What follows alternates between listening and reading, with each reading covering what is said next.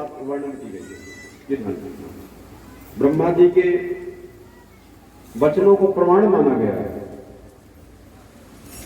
इसलिए जिनके वचन प्रमाण होते हैं उन आज्ञा का पालन किया जाता है। तो हम और आप सब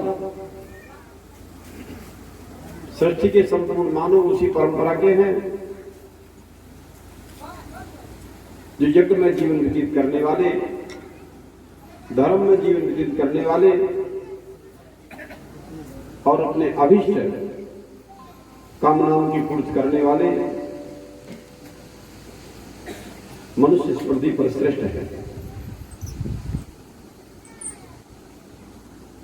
प्रजापति ब्रह्मा, ये यज्ञ शब्द पंच यज्ञों का भी लक्ष्य किया गया है। सनातन धर्म में 5 यज्ञ तो प्रतिदिन करना है।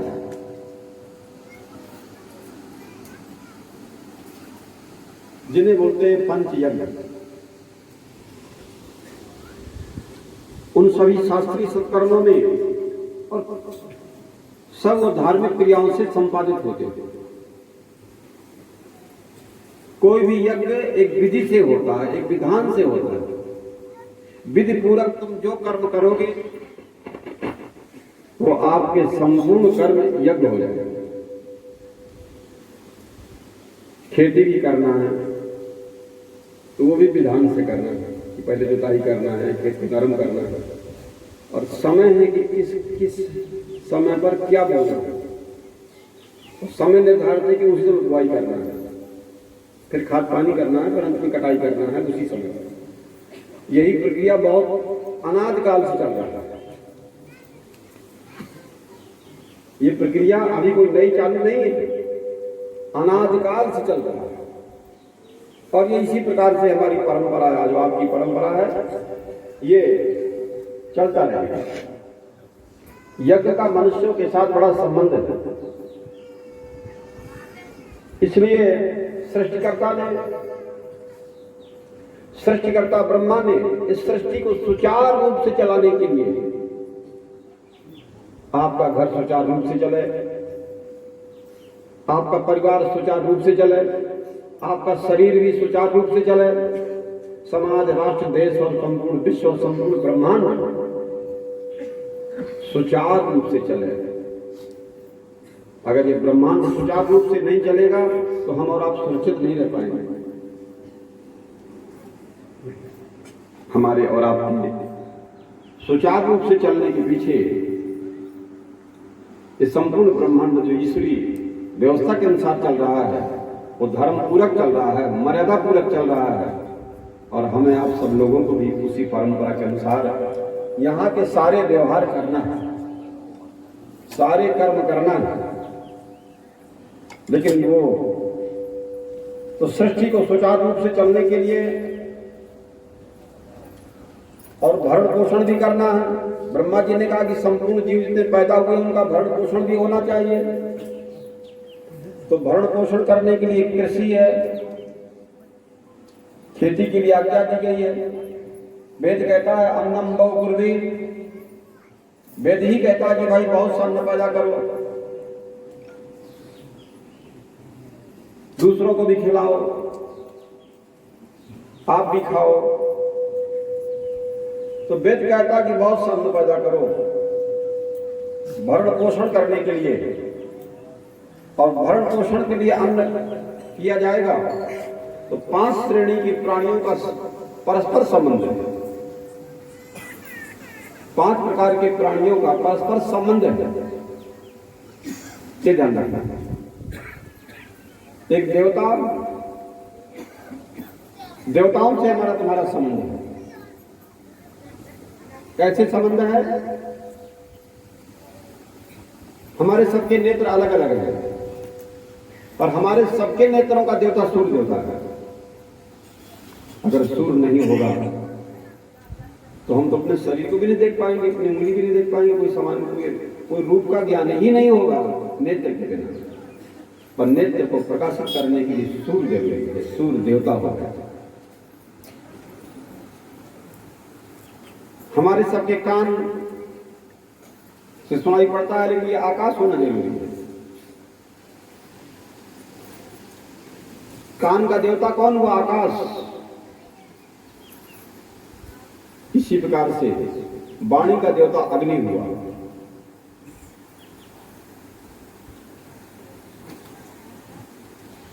अगर अग्नि तत्व तो नहीं होगा तो हम तुम कुछ बोल ही नहीं पाएंगे।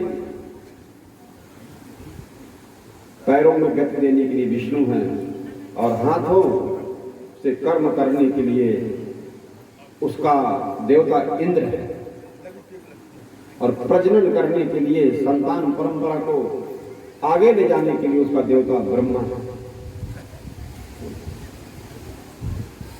मृत्यु का देवता गुदाद्वार है, जो शरीर में अवांछित तत्व होते हैं उनको निकाल के बाहर करना।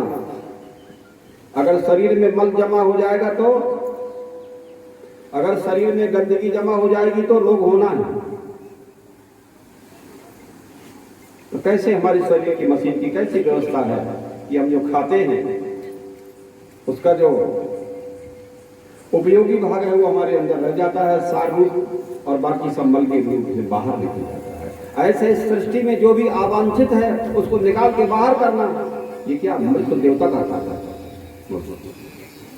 शरीर वृद्ध हो गया, अब किसी काम का नहीं है, बोझा मालूम पड़ता है, तो वो मृत्यु का देवता कौन है? कौन देवता है मृत्यु?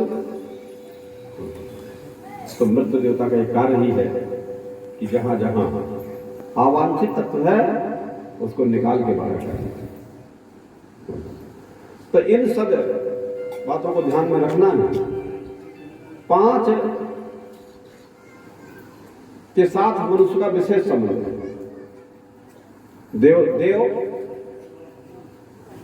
देवताओं से संबंध जरूरी है। पृथ्वी देवता से संबंध तोड़ देंगे तो हमारा तुम्हारा शरीर नहीं रहेगा, हम तुम कहां रहेंगे और अन्न कहां से उपजेगा। तो पृथ्वी भी देवता है, जल भी देवता है। हमारी तुम्हारी जीव अलग अलग है, रसों ज्ञान होता है, लेकिन उसका तो देवता ये वरुण देवता जी। तो देवताओं से संबंध यदि तोड़ दिया जाए, अथवा देवताओं की उपेक्षा कर दिया जाए, अथवा देवताओं का अनादर कर दिया जाए, अथवा किसी देवता की हमको आवश्यकता नहीं है, तो उससे क्या है, ऐसे आदमी की मन की स्थिति गड़बड़ हो जाए और समाज, राष्ट्र, विश्व में वो बाधा पहुंचा रहा है, और उसी को अधर्म कहा जाता है। क्या है? इसलिए सृष्टि की जो प्रक्रिया है उसमें सहयोग करना और उस परंपरा में चलना, उसी का नाम धर्म होता है। और ये संपूर्ण सृष्टि, संपूर्ण ब्रह्मांड, ये धर्म पूरा चल रहा है। इसलिए जो मनुष्य उस धर्म की परंपरा में चलते हैं वो धर्म प्रधान भारतवर्ष में श्रेष्ठ माने जाते हैं। उनका बड़ा महत्व है, तो श्रेष्ठ है।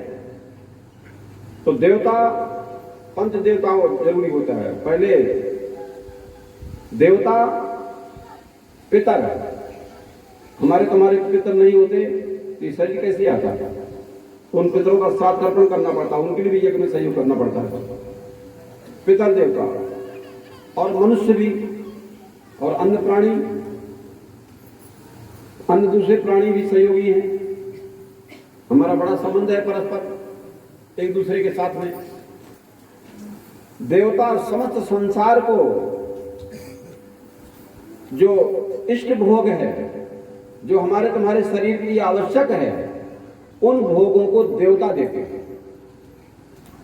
पृथ्वी देवता, सूर्य देवता, जल देवता, वायु देवता, अग्नि देवता, ये सब देवता हमारे तुम्हारे शरीर के लिए जो आवश्यक भोग हैं, ये सब इन्हीं देवताओं से मिलता है। इसलिए प्रजापति ब्रह्मा ने कहा क्या है कि देवता समस्त संसार को भोग दे रहे हैं। नेत्र को देखने का भोग कौन दे रहा है? सूर्य देवता। हमारे नेत्र सबके अलग अलग हैं, लेकिन सूर्य अलग अलग नहीं है। सूर्य सबका एक ही है। सबको जो प्रकाश देने वाला है वो अलग अलग नहीं है। ऋषि महर्षि सबको ज्ञान देते हैं, इसलिए हमारे यहां ऋषि यज्ञ भी होता है।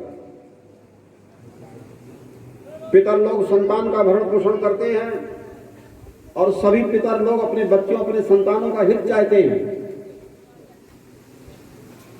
हर माता पिता अपने बच्चों का हित चाहते हैं, हमारे संतानों की परंपरा योग्य रहे, श्रेष्ठ रहे, आगे बढ़े, धर्मानुकूल रहे, वृद्धों का सत्कार करे, सम्मान करे, यज्ञ धर्म करे और धर्म की परंपरा में आगे बढ़ता रहे। मनुष्य कर्मों के द्वारा सबकी सेवा करते हैं, मनुष्य कर्मों के द्वारा सबकी सेवा करना है। पशु पक्षी वृक्ष, पशु पक्षी पशु ये भी सबकी सेवा में तत्पर हैं। पशु पक्षी और वृक्ष जितने भी हैं सबके सुख के संपादन के लिए अपने को समर्पित किए रहते हैं। वृक्ष कभी अपना फल नहीं खाता है, नर्मदा नदी ने कभी अपने लिए पानी नहीं पिया है, सूर्य अपने को प्रकाशित करने के लिए नहीं, हमारे तुम्हारे सबके नेत्रों को प्रकाशित करने के लिए। इन सब ये सभी जितने भी हैं सबके सुख के लिए, सबके सुख के लिए नाना प्रकार के साधनों को हमें और आप लोगों को प्राप्त होते हैं। इन पांचों में योग्यता कैसा है, अधिकार कैसा है, साधन संपत्ति होने के कारण सबकी पुष्टि का उत्तरदायित्व मनुष्यों पर दिया गया है कि इन सबको पुष्ट करें।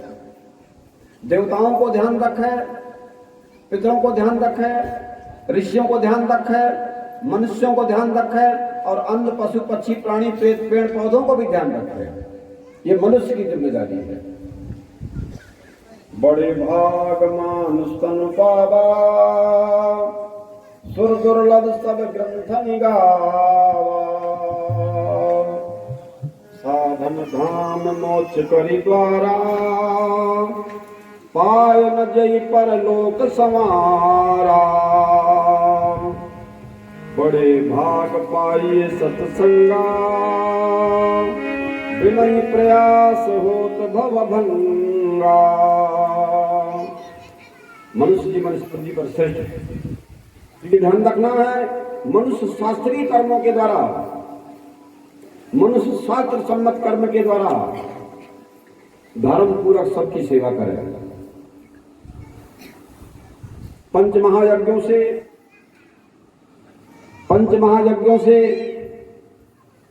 लोक सेवा रूप शास्त्रीय सत्कर्म जरूरी है। मनुष्य का ये कर्तव्य है, ये मनुष्य के लिए बनाई गई है व्यवस्था कि जो कुछ भी कमाए उसमें इन पांचों का भाग भी हिस्सा भी है।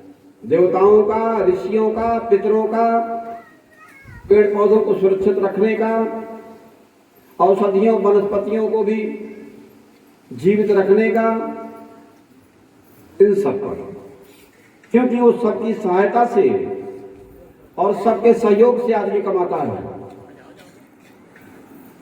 कमाई दूसरे नहीं करते हैं, कमाई तो आदमी ही करता है। तो आदमी संसार में जो भी कमाता है वह दूसरों के सहयोग से ही कमाता है। इसीलिए जो यज्ञ करने के बाद बचे, मनुष्य को यज्ञ करना चाहिए और मनुष्य को यज्ञ करने के बाद जो बचे उसका प्राप्त भाग देकर के उससे बचे हुए यज्ञ के लिए भाग दे और जो बचे उस अन्न को खाता है तब वो गृहस्थ में रहते हुए संत कहा जाता है।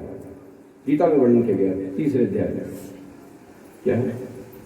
जो गृहस्थ यज्ञ करते हुए और जो भी बचे, यज्ञ के द्वारा जो बचे और खाए तो वो यज्ञ कहा जाता है और संत होता है। वो खाने वाला अमृत कहा गया है। कि वो